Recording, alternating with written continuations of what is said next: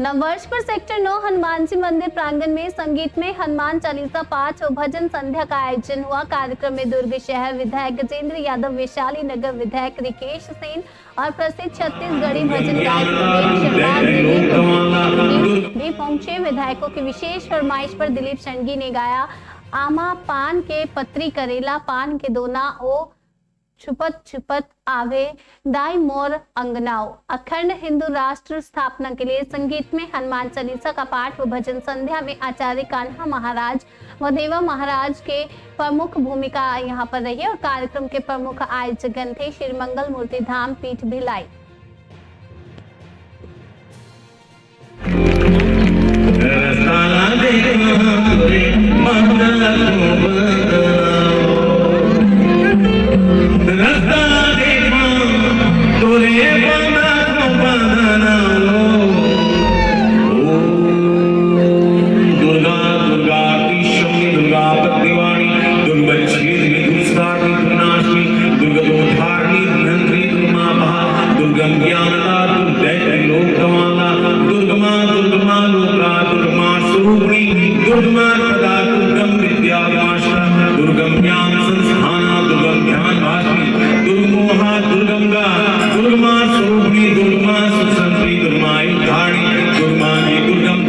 दुर्गम्या